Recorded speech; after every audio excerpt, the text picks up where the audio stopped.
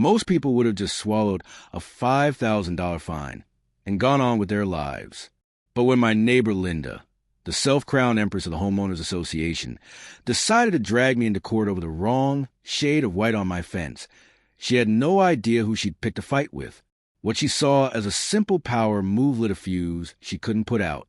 I'm a land surveyor by profession, and her little HOA tantrum set me straight into decades of property records.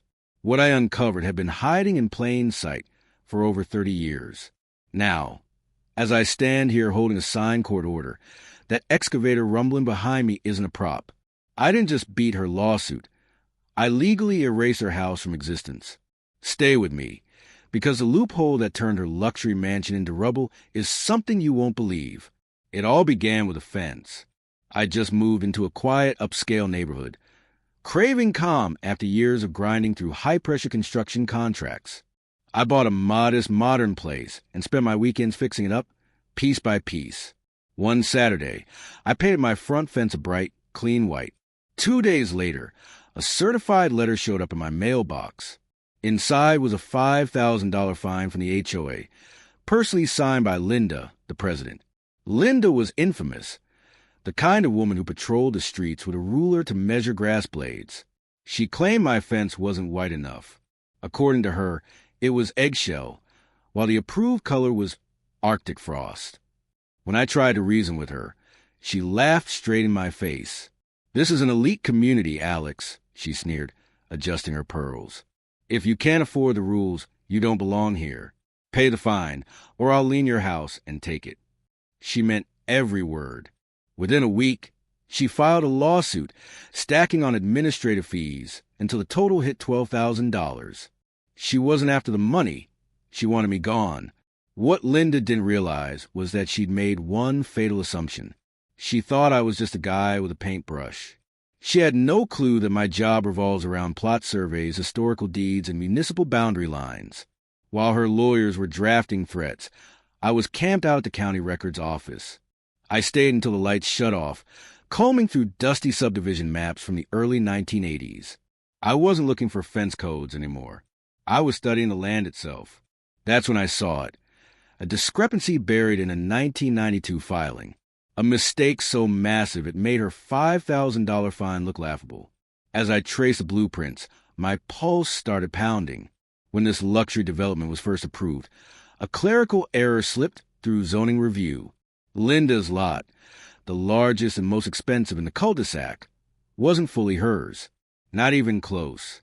According to the original deed, her mansion was partially built on a secondary parcel meant for a public utility access road and drainage easement.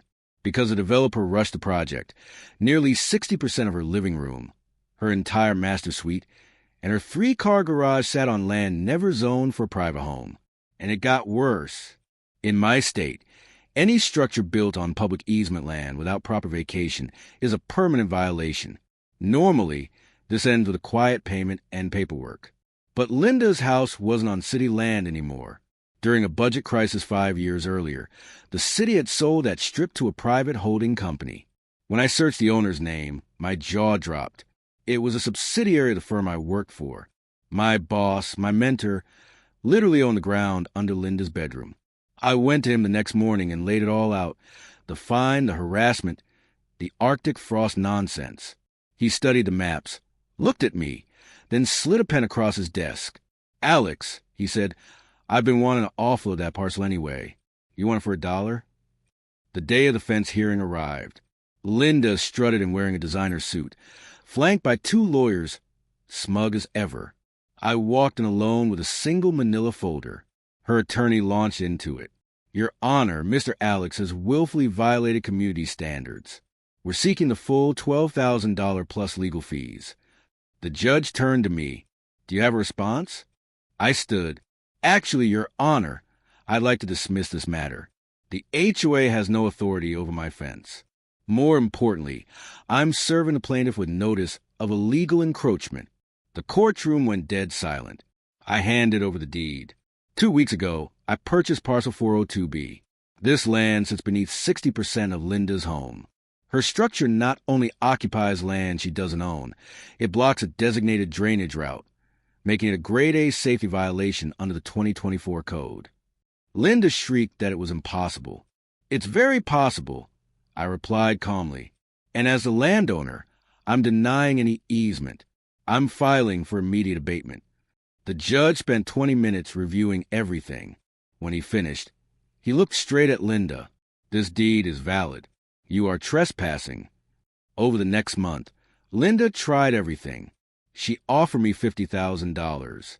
I refused. She sued the developer, bankrupt since 2008. She even showed up crying at my door, apologizing for the fence. "It's not about the money," I told her. "It's about the rules." When the city confirmed her house blocked the drainage system, they declared it a public hazard. A demolition order followed. 30 days to vacate. I watched movers haul away her luxury furniture while she begged neighbors for help. No one stepped up. When the yellow excavator arrived, the whole cul-de-sac gathered like it was a festival. Lawn chairs. Coolers. I stood in my yard in a suit, holding the final order. The engine roared. Crunch. The first strike demolished the master bedroom, the part sitting on my $1 parcel. Linda screamed that I was a monster. "No," I shouted back. "You did this to yourself." By sunset, the mansion was gone, the easement restored. The HOA dissolved after investigators uncovered Linda's embezzlement. I turned the land into a small community park. Kids now play where her living room once stood. My fence? Same shade of white. I never paid the $5,000 fine. I gained a sunset view instead. Moral of the story: be careful who you bully. Some people know how to read maps far better than you think. Chat.